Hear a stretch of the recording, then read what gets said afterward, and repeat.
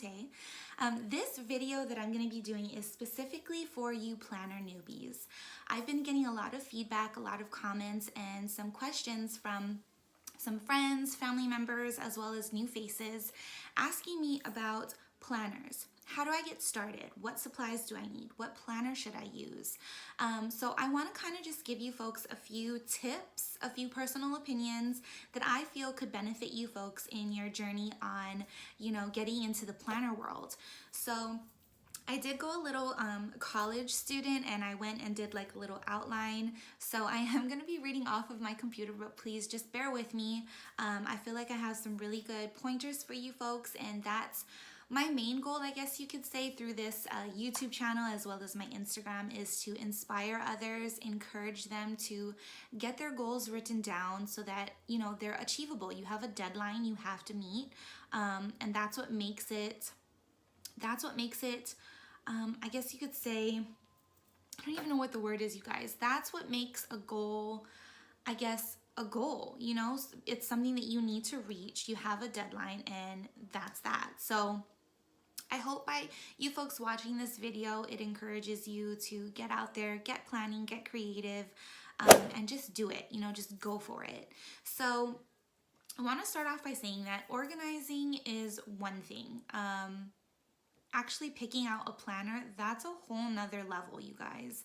And the reason that I say that is, you can watch YouTube videos like you're watching now. You can read blogs, read Facebook posts, whatever, but it's nothing like actually getting a planner and actually organizing. The truth is, you just have to do it. That's one thing I've been telling a lot of the people that have been asking me questions. You just have to do it. Take the plunge, go get yourself a planner. But prior to doing that, there's a few steps that I would follow. So the first question that I always have, people that reach out to me, I ask them, what is the purpose of your planner? And it sounds totally like, I don't know, you guys. It sounds really deep, I guess you could say. But it's a legitimate question. What is the purpose of your planner? What will you be putting into that planner? Now, I know probably most of you are like, duh, I'm going to be using it for everything. That's what the planner's there for. But that's not it. For me, that was my planning style before. I had one planner, and it was usually a planner that I thought was super duper cute because I'm a visual person. So if it popped out at me, I purchased it. But I found out quickly that it wasn't what I wanted. It didn't have things in it that I needed in order to stay organized. And on top of that, I was filling it with everything I had going on in my life, whether it be school, personal, work, just things that were going on constantly. And it was crowded, you guys. My planner was not neat at all. I was writing in last minute things. I was writing things in that ended up getting canceled. It was really just a hot mess. And that made it more difficult for me to stay organized because it was so clustered. It made it more difficult for me to want to stay organized. A lot of mumbo jumbo, I guess you could say, is how I seen it. So the purpose of your planner is your first question.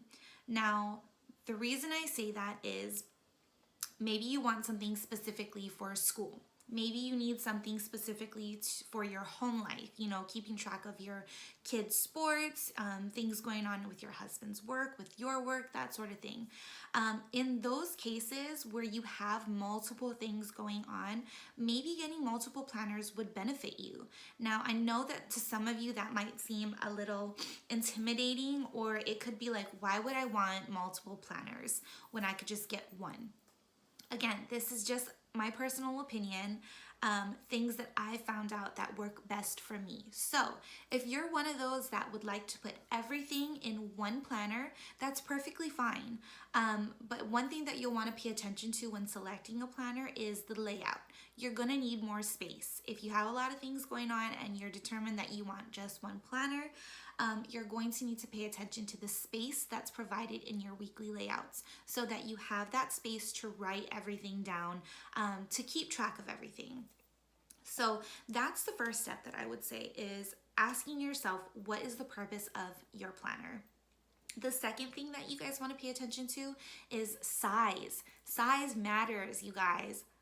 Size matters. So, if it's possible, I recommend going into the store. Going into a craft store or Office Depot, that sort of thing, even your local like TJ Maxx, Ross's, Walmart sometimes, go into the store. There's nothing like purchasing a planner after you've actually held it, after you've actually like looked through it, seen if it's what you need, does it fit your style, and then on top of that, if you're going to be lugging this planner around, do you want a big gigantic one, or do you want something like a mini planner, like the mini happy planner?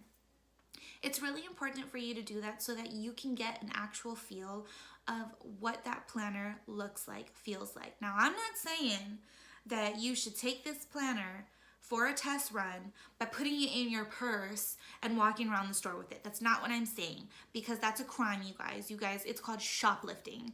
And I'm not about to get in trouble with this video because you decided to stick it in your purse and shoplift, okay? That's not what I'm saying. But go into the store, make it a point to look at the planners that are available to you in your local area.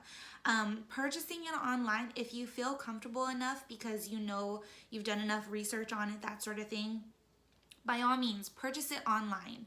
I just feel it's like, you're gonna think it's kind of a big comparison, but it's like a car. It's like purchasing a car. You're gonna be writing in this planner for an entire year. Sometimes they have like 18-month planners.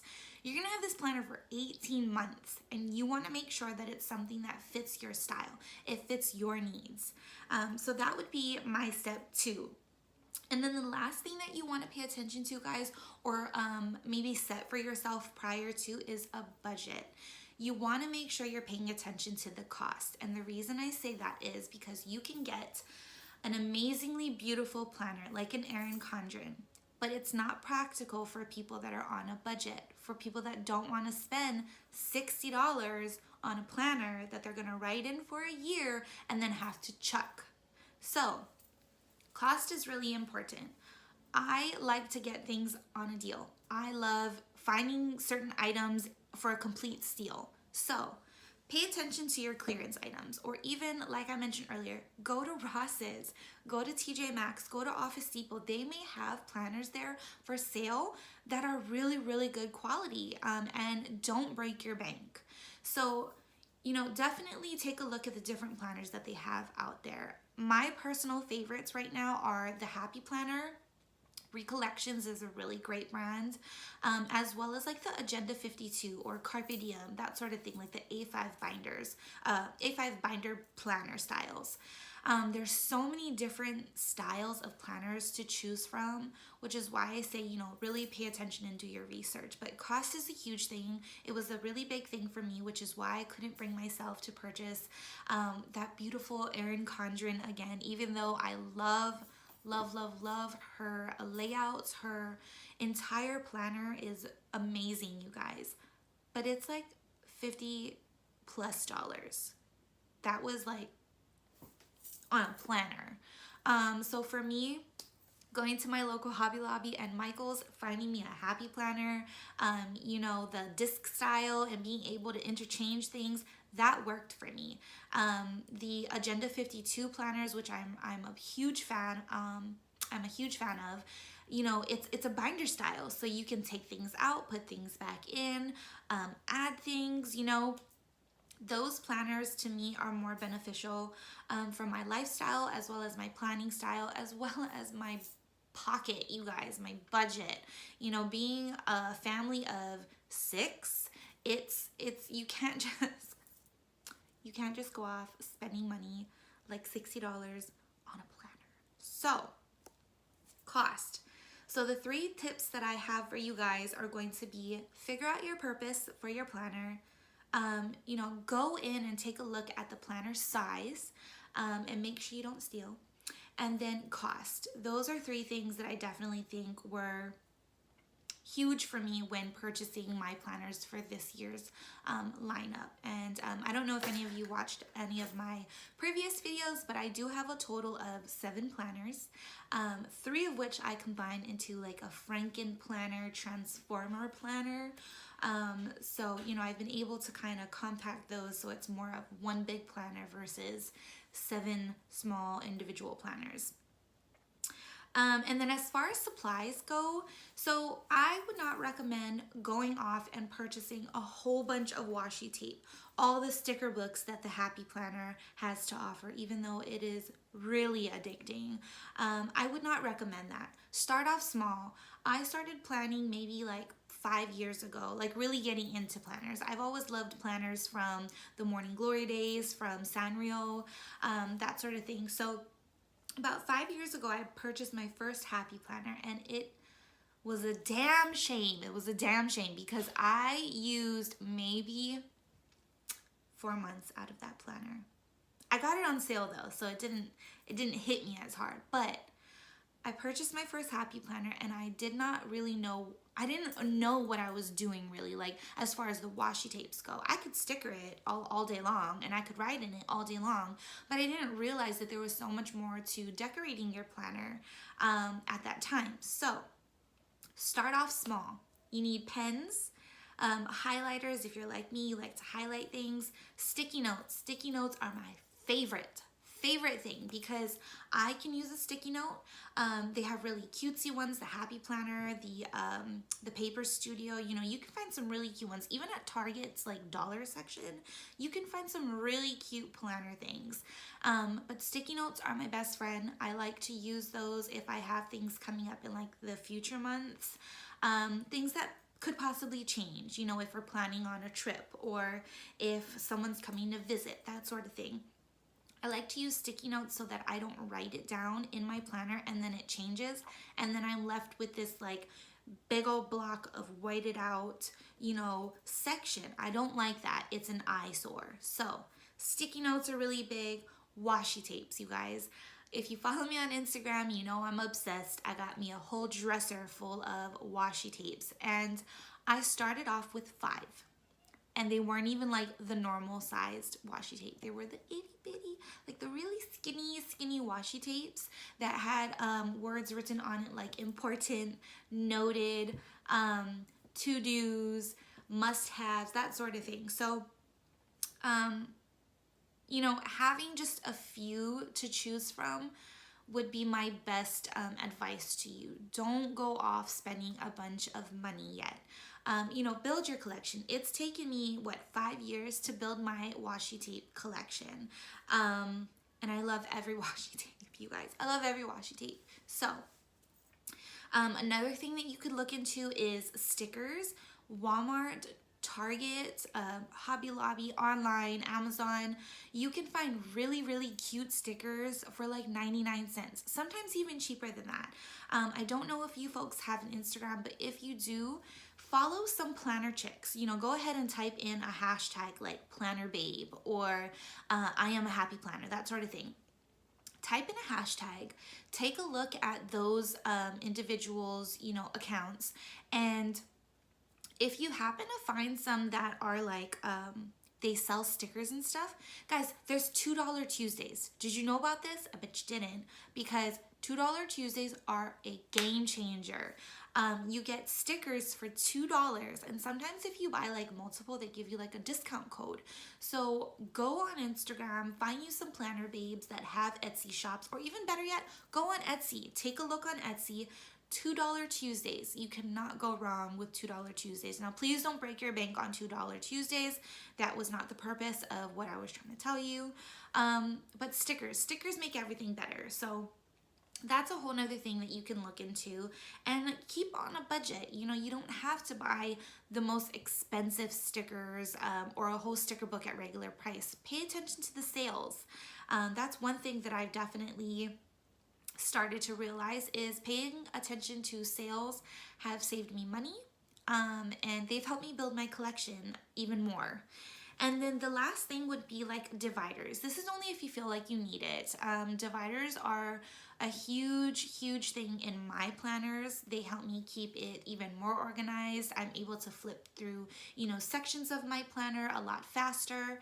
So dividers are more so of an optional thing, but I definitely love them. And you can make your own dividers, you guys. If you have some construction paper, some cardstock, and a laminator, or even those self-laminating sheets, you can make your own dividers. You can do some pretty crazy DIYs. There's a whole bunch of planner bays that have YouTube videos on them. Do your research. That's all you got to do, girl, is just do some research. And then the last couple of tips that I have, you guys, is just get creative. Get creative. Draw, stamp, die cut, watercolor, painting. There's so many different things that I've seen planner babes do in their bujos, as well as like their regular planners. Get creative. Use the things that you have around you to decorate your planner, to make it yours, to customize it to your style. And yeah, just have fun doing it. That's pretty much like all I have to say in regards to supplies and picking out your planner. I hope that it was helpful. I know I kind of just like rambled, and it's been a pretty like fast moving video, but I hope that I was able to encourage someone, get started on their planning goals, get started in purchasing a planner.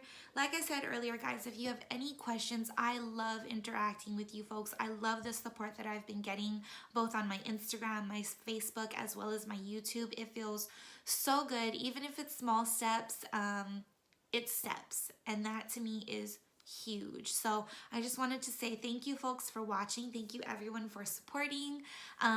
If you have any questions, please DM me, find me on Instagram, go ahead and leave a comment below, and don't forget to like, subscribe, and hit that notification button so that you can keep up with all of my videos. Bye guys, have a great day.